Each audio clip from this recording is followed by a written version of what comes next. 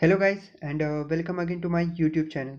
In this video I am going to talk about नवजात शिशु परीक्षण मोस्टली अकॉर्डिंग टू मॉडर्न। तो चलिए शुरू करते हैं। सबसे पहला पॉइंट है त्वचा। तो त्वचा में कौन कौन से एबनॉर्मलिटीज़ दिखाई देती हैं वो देखते हैं। सबसे पहला है हार्ली कलर चेंज। तो हार्ली नाम का एक डीसी में कैरेक्टर है जो डार्क नाइट मूवी आपने देखी होगी, उसमें वो दिखाई दिया था। तो उसका क्या हुआ था, उसका जो आधा चेहरा है वो जल गया था। तो उसके वो आधा चेहरे से अच्छा और आधा चेहरा जला हुआ ऐसा दिखता था। तो उसी के बाद उसी से रिलेटेड है, तो आपको आसान पड़ेगा। तो क्या है, ललाट से लेकर त्रिकास्ती तक आधा शरीर लाल हो जाता है। तो ललाट है, उससे ललाट यानी अपना फोरहेड, उससे त्रिकास्ती तक आधा शरीर जो है वो लाल हो जाता है। दूसरा पॉइंट है नीलिमा यानी ब्लूनेस। जैसे कि आपने भगवान श्री कृष्ण ने, उनका शरीर भी नीला था।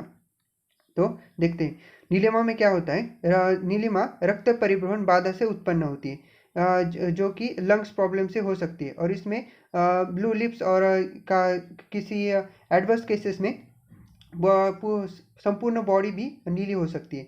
तीसरा पॉइंट है श्वेताब। इसमें क्या होता है, ये त्वचा में ऑक्सीजन डिफिशियंसी अगर होती है तो श्वेताब यानी व्हाइटिनेस दिख सकती है। Next is erythroblastosis fetalis, liver problem, brain haemorrhage और deficiency of oxygen results in पांडु यानी कि एनीमिया, शोथ यानी कि इडेमा, या आघात यानी कि शॉक। जो ये सब सिम्टम्स दिए गए हैं वो ज़्यादातर पोस्ट मैच्योर बेबी में दिखाई देती है, और प्री मैच्योर बेबी में हमें रेडनेस दिखाई देती है। तो नेक्स्ट पॉइंट देखते हैं। नेक्स्ट है शीर। तो शीर में कौन कौन सी एबनॉर्मलिटीज़ होती हैं। तो इसमें सबसे पहले मोल्डिंग की डेफिनेशन है। मोल्डिंग यानी टू मेक समथिंग इनटू और to adopt into something of particular shape. तो इसमें क्या होता है, यदि प्रथम प्रसव है यानी कि फर्स्ट पार्चुरेशन है तथा सिर के अध योनि में रुके रहने में अधिक समय लगा है, यानी कि अगर फर्स्ट डिलीवरी है और जो बेबी का सिर है वो योनि में आकर रुका रहा है, तो क्या होता है, तो सिर की पार्श्व अस्थियां यानी कि पैराइटल बोन, शस्य एवं अग्र अस्थियां यानी कि ऑक्सीपिटल एवं फ्रंटल बोन पर चढ़ी मिल सकती है। यानी कि सिर की हमारी जो पैराइटल बोन्स होती है वो ऑक्सीपिटल और फ्रंटल बोन्स पर चढ़ जाती है। तीसरा है तालु का लंबे समय तक अधिक बड़ा मिलना, यानी कि हाइपरथायरॉयडिज्म, इसे गलगंड भी कहते हैं। नेक्स्ट इज कपाल अस्थियों का पतला होना। यहाँ पे मैं I am not sure about modern meaning of कपाल अस्थि, either it is a flat bone और long bone, make sure to confirm that. So it I think it is a long bone. So it mostly causes symptoms like cleidocranial dystosis. So cranial dystosis results when there is when our clavicle are poorly developed or either absent, then our shoulder come close to each other, then it results into cleidocranial dystosis. Second point is cretinism. Third point is Down syndrome. We very well know about Down syndrome. We have studied it in the 12th standard. So it causes mental retardation and physical and sexual, mostly reproductive abnormalities. It causes due to absence of 21st chromosome. It is also known as 21st trisomy, and it is a genetic disorder. Next point is अग्र तालुरंध्र के बड़े होने पर संभावित व्याधियाँ, यानी कि अगर हमारा जो अग्र तालुरंध्र होता है यदि वह नॉर्मल से अधिक बड़ा होता है तो उससे कौन कौन सी डिसीज यानी व्याधियाँ हो सकती है। तो चलिए देखते हैं। सबसे पहला पॉइंट है अकॉन्ड्रोप्लेसिया, यानी कि शॉर्ट लिम्ब डॉर्फिज्म। इसमें क्या होता है, जो हमारे लिम्स होते हैं यानी कि हाथ और पाँव वो नॉर्मल से शॉर्ट होते हैं।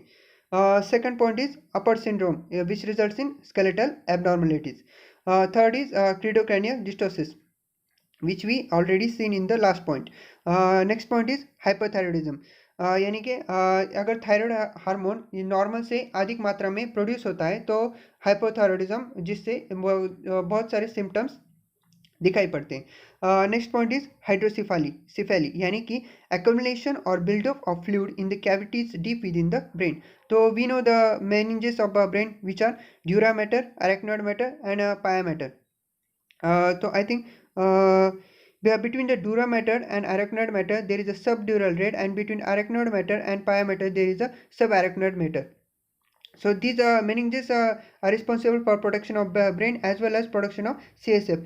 If this CSF gets accumulated in these meninges, then it results into hydrocephaly. Next is trisomy, which are 13, 18 and 21st trisomy are given. So 13 trisomy is called Patau syndrome, 18th trisomy is called Edwards syndrome, and 21st trisomy is known as Down syndrome.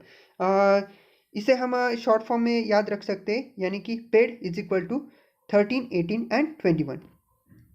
P for Patau syndrome, E for Edwards syndrome, and D for Down syndrome. Okay. Next is diseases resulting from deficiency of vitamin D. First is rickets. तो rickets में क्या होता है? First point है softening and weakening of bones in children. जो बच्चों में जो बोन्स होते हैं वो सॉफ्ट और कमज़ोर हो जाते हैं इस रिकेट्स में. Second point is lack of vitamin D results in reduced absorption of calcium and phosphorus. So vitamin D is responsible for absorption of calcium and phosphorus. If there is a deficiency of vitamin D, it naturally results in reduced absorption of calcium and phosphorus. Okay. Next point is intrauterine growth retardation or IUGR. So what is this? So definition is given. If it is a condition in which baby doesn't grow to normal weight during pregnancy.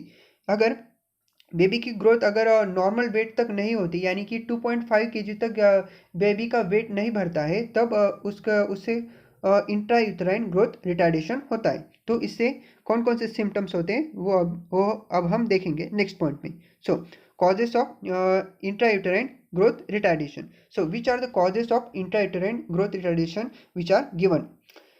First point is placental abnormalities. Second point is high blood pressure of mother. या अगर mother का blood pressure है वो normal से अधिक होता है तो इंट्रायूटराइन ग्रोथ रिटार्डेशन होती है. Third is infection. Last point is smoking and alcohol abuse of mother. Okay. Next point is Mukhakriti. Let's see the facial abnormalities in newborn. So first point is seventh cranial nerve paralysis. यानी कि facial paralysis result from paralysis of seventh cranial nerve. So इसे आयुर्वेद में हम आर्दित भी कहते हैं. Second point is समय पूर्व प्रसावित शिशु का सिर सामान्य से बड़ा दिखता है. यानी कि जो प्रीमैच्योर बेबी है, before the baby which is born before 36 weeks, उसका जो सिर होता है वो सामान्य से अधिक बड़ा दिखता है. थर्ड पॉइंट इज यदि नेत्र कृष्ण मंडल यानी कि कॉर्निया का डायमीटर या नवजात शिशु में अगर 1 सेंटीमीटर से अधिक हो तो जन्मजात अधिमंत्य यानी कि ग्लोकोमा की संभावना होती है. ओके. नेक्स्ट पॉइंट इज मुखगुहा यानी कि माउथ में अगर समय पूर्व या जन्मजात दंतोत्पत्ति विभिन्न व्याधियों का द्योतक है. यानी अगर हमारे माउथ में अगर समय पूर्व यानी कि बिफोर बर्थ अगर हमारे दांत उत्पन्न हो गए तो उससे बहुत सारी व्याधियां होती हैं. तो नीचे 2 व्याधियां दी गए हैं, 2 सिंड्रोम दिए गए. सिंड्रोम यानी ग्रुप ऑफ सिम्टम्स. चलिए देखते हैं वो कौन कौन सी है. पहला है एलिस वैन क्रेवेल सिंड्रोम. इसमें क्या होता है? Short ribs, short limbs and polydactyly. Polydactyly यानी हमारी नॉर्मल जो 10 उंगलियां होती है उससे अधिक उंगलियों का पाया जाना. Next is congenital heart disease. यानी कि जन्म से ही हार्ट डिसीज यानी एब्सेंस ऑफ वॉल और एनीथिंग यानी और murmur sound in heart etcetera. Next is Hallermann Streiff syndrome which causes malformation of skull, hypertrichosis and eye abnormalities. Okay. So this is it. This is it for today's video. In the next video, we'll see about neurological and cardiovascular abnormalities found in newborn.